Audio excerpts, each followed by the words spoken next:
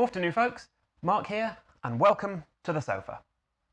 Let's also welcome a Pheromancer from Conquest, The Last Argument of Kings. When I got into this game, he was kind of the reason I did. I like the model. Even better, he's 38mm, so he's nice and big. So, rather than me hanging around here in this heat, why not join me at the painting table? And let's get started. Oh, and if you've never heard of The Last Argument of Kings, that's French history. If you've never heard of Conquest, I'll go over that in vague detail as we go.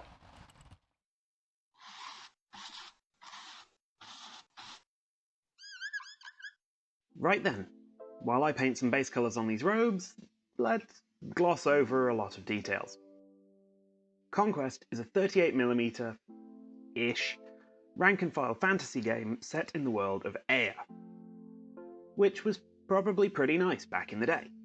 You know, before dwarves broke open War's prison and slaughtered the dragons, a god came crashing to Earth, and a bunch of aliens showed up and began experimenting on everything. Okay, technically they were fleeing a cataclysm on their planet, but that doesn't make them nice. They built miles-high organic spire cities and created an impressively dystopian society combining a tyrannical sovereign with a merciless academic directorate obsessed with biomancy. Think bioengineering without an ethics board. Which brings us back to this creepy guy, a Pheromancer, a low-ranking bioengineer toiling away in the Underspire growing menial drones, in his case, for his benefactors, House Rose. Hence the colours, which are mostly pink, fuchsia and purple, glazed in gently to form a smooth blend. I even did some faint white trace work on them to give them a slightly more petal-like look. Known as Rose Isomer, he was part of a group of Pheromancers determined to upend the structure of the Directorate and lift themselves out of the miserable roots and up into power.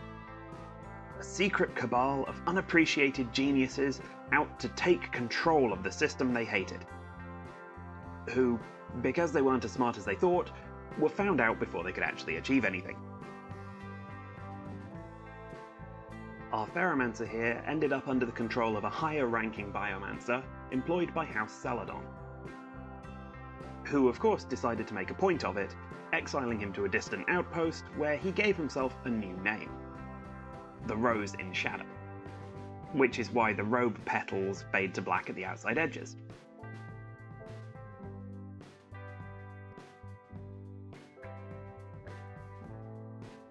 To stick with the rose theme, I tinted the tip of his hat yellow to look like the inside area of a rose petal.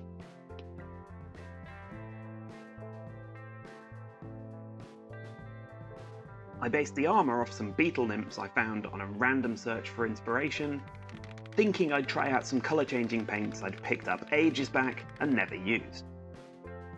I'd heard they went best over gloss black, so in order to test them I grabbed some spare sprue and prepped a little experiment.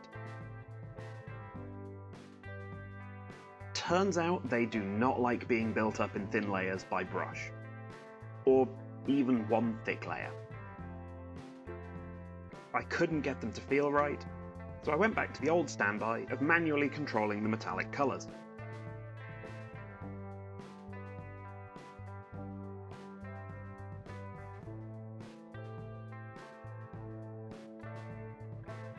It's a little odd to use steel, gold and copper on the same area, never mind the pale red metallic paint or the green ink.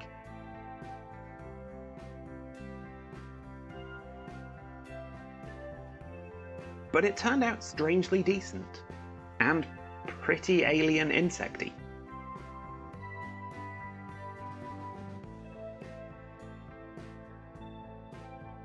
Of course, I finished that with some white point highlights to make sure the highest areas were always bright. I worked on the metal areas in sections until I could see where I wanted to scatter the bits of yellow chitin around.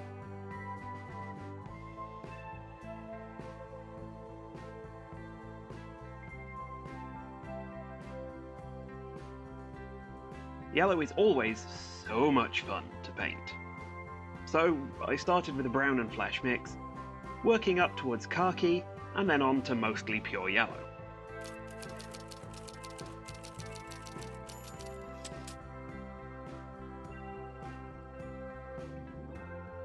As I painted the last little white highlights, I spent a while wondering what to do with the arms. Were they flesh?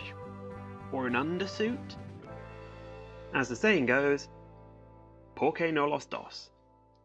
Which made it a good time to try a different method of painting skin, by starting with a pale colour and glazing downward.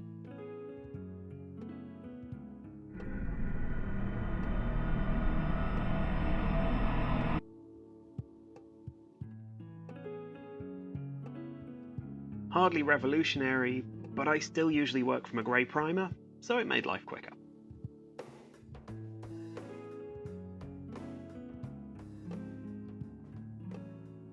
Then it was time for the rose to get some personality. Or it would have been if he had any face showing around that weird spine gas mask thing. Once I'd quickly put some highlights on the lenses and inked them green, the rest was back to the same old armour recipes.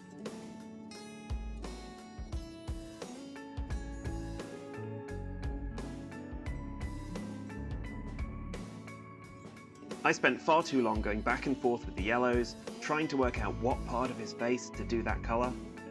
It's small and uneven, which was throwing me off.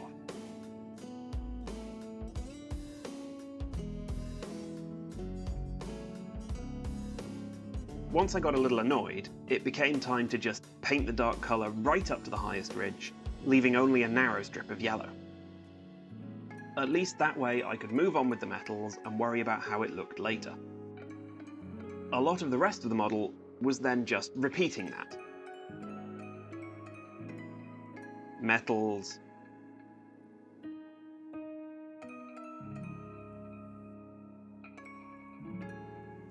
More metals.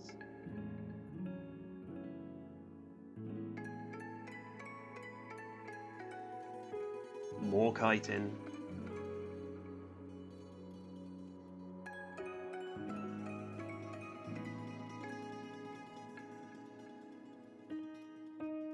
At last, it's time for the lamp. My favourite bit of this paint job. I liked the idea of a strange green glow coming through stretched skin panels, so I used the same process as I did for the arms initially, except for a bright green blur in the bottom half of all the panels.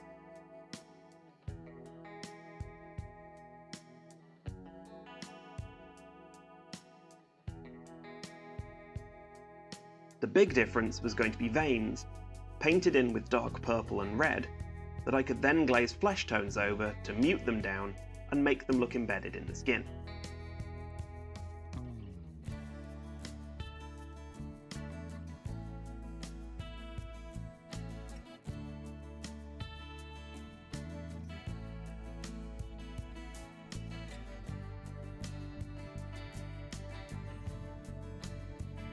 And about now is when I realised I'd given him a big fleshy lamp, and that felt all kinds of wrong. But it looked far too creepy and cool to change, so meh. After a little more building up, I went back and filled the holes in the panels with the glow colour. It was back to metals then, because that staff needed painting, and I had no better ideas.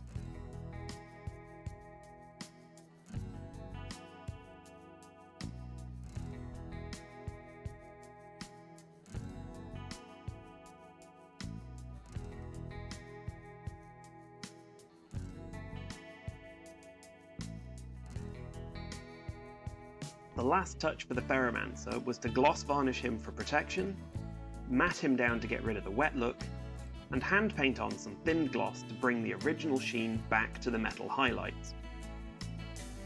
It's a faff, but for a model that might well see a gaming table, it's worth it, I think. Characters in Conquest go on stands with up to 3 retinue models.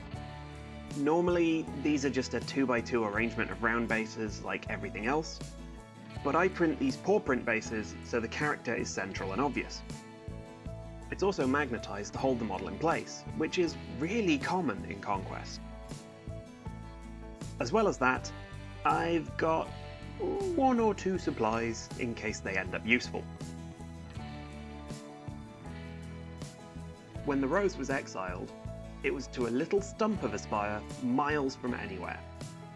A river delta that in theory promised interesting flora and fauna to experiment on, while providing 0 comfort and brutal heat for its new resident. Okay. If I was going to have little trickles of water about the place, the first thing to do was build up the terrain. I use wall filler for this as it's easy to work and dries quickly to a fine grit, perfect for sand or riverbeds. Although I nearly forgot to cut around the base edges before it dried, which would have been pretty dumb.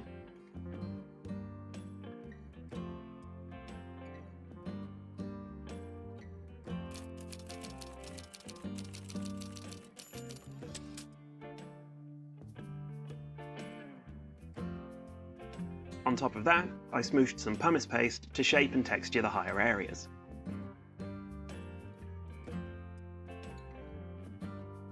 Once that initial stuff set, I went back with some thinned filler to refine the stream bed area, adding some rocks and bits to break it up and add variation.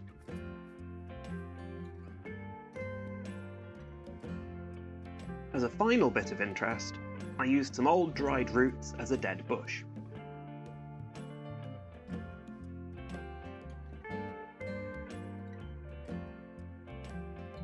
Then off it went to be primed. Having not magnetised the retinue bases, I could poke them up from underneath to get them out. Unsurprisingly, there was a lot of filler clogging up the fit, which I had to shave back and retouch the paint on. Couldn't do that with the main base, and prying it up from the side meant doing a little bit of damage. Note to self, watching this back to remember what I did. Magnetise the stand afterwards, it's easier. With the bases freed, cleaned up and tacked back in place so they wouldn't move, I could attach the whole stand to a very professional painting handle and get colouring. It's a good job I'm recording this audio after finishing the base, because when I started it I was a little nervous. I'd never managed to get sandy earth to look right before, so I was kind of flying blind. Of course, when in doubt, apply tech. Like a little Photoshop colour sampling of various photos I like. Mostly of dry season in the Okavango Delta, it turns out. I got started with a colour I picked up specifically for this, brown rose, which seemed like a really bad idea after a few strokes.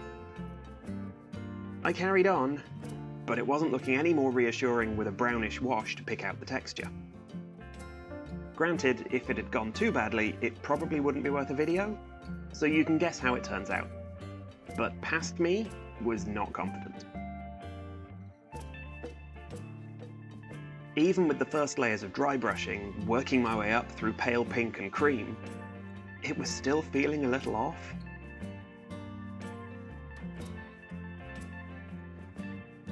Once I added those first glazes of warm tan and brown down into the water tracks though, suddenly it all seemed to come together. Why do I put myself through these things? Oh, right, the learning thing.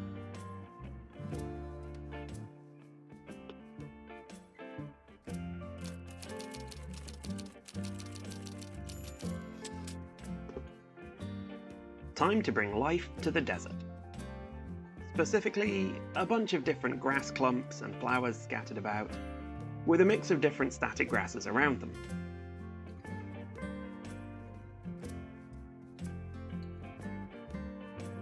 No fancy tech here, just PVA glue and dabbing pinches of grass on. The last touch was to paint the base and stand edges black, gloss and matte it like I did for the model, and add the water. A heavy sepia wash made the ground look wet, topped off with a mix of gloss varnish and texture gel for shine and bulk. I sound like a shampoo advert. Moving on quickly, I just had to drill holes for his foot pins and stick him down to finish up the piece.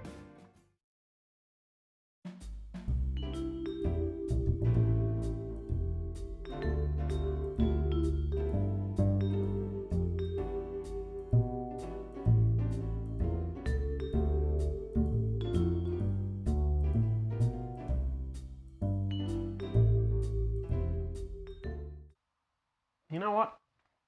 I don't have a painter's whinge this time. I'm really happy with how he's come out. Is it my absolute best work? Maybe not, but frankly, I don't care. The robes have come out how I wanted them to. The metals have come out lovely. His flesh lamp thing has worked pretty well. And in fact, the bit I'm most happy with is the base, because it's the first time I've ever painted a sort of sandy earth that hasn't looked awful. So yeah, no complaints this time. Really happy. And now all I've got to do is finish the rest of his warband, which shouldn't take too long, right? Give or take a decade.